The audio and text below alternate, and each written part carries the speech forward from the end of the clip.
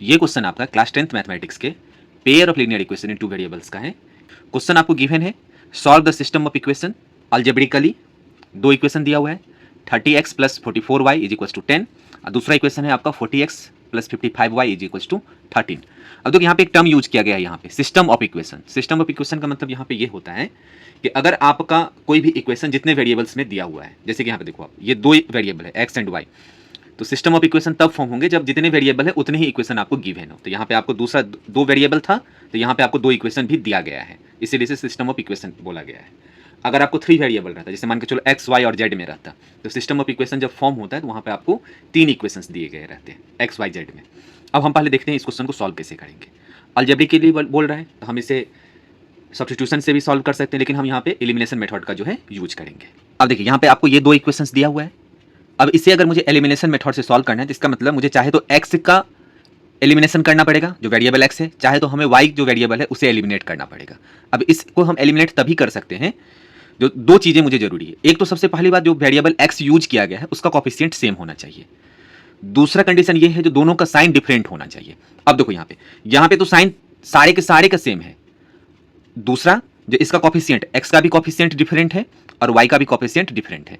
तब हम क्या चूज करेंगे? तब हमें सबसे पहले ये देखना है कि किसका एलसीएम हम आसानी के साथ में निकाल सकते हैं। मतलब x के वेरिएबल x का कोफिशिएंट का एलसीएम आसानी के साथ निकाल सकते हैं, या y का जो आपका वेरिएबल यूज किया गया है, मतलब y वेरिएबल जो यूज किया गया है उसका कोफिशिएंट जो है उसका एलसीएम हम इजीली निकाल सकते हैं। तो यहाँ पे जीरो वाला जो है एलसीएम निकालना आसान है।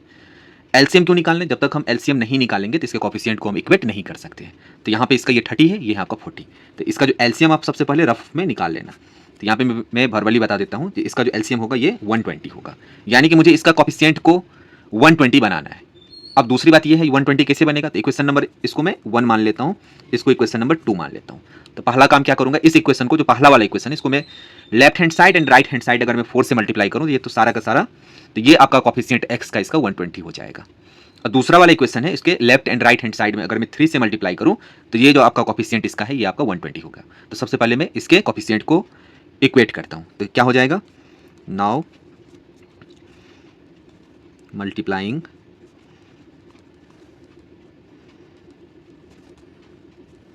Equation first by 4 and equation number second by 3।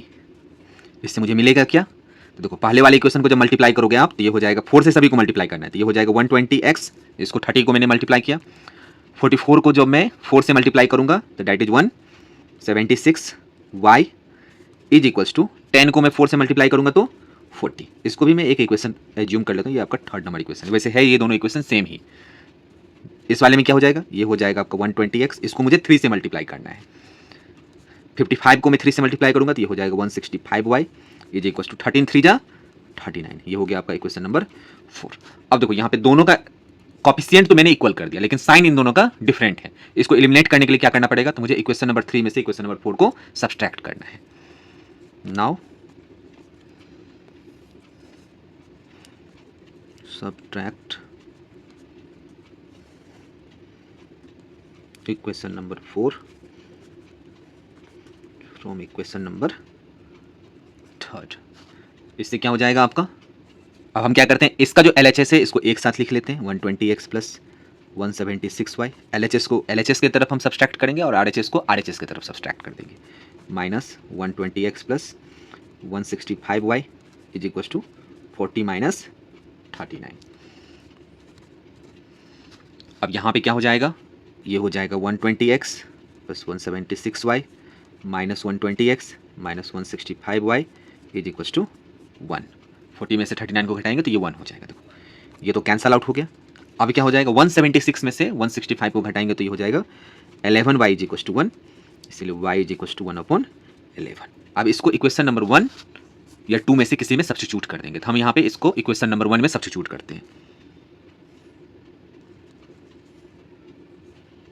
Substitute y is equal to 1/11 in equation number 1। Equation number 1 क्या है आपका, 30x प्लस 44y, तो y की जगह पे क्या लिखेंगे, 1/11 इज इक्वल टू 10। अब देखो 44 4 जा हो गया, यहाँ से क्या हो जाएगा 30x, इस 4 को मैं दूसरे तरफ भेजूंगा, तो ये क्या हो जाएगा 10 minus 4 that is equals to 6।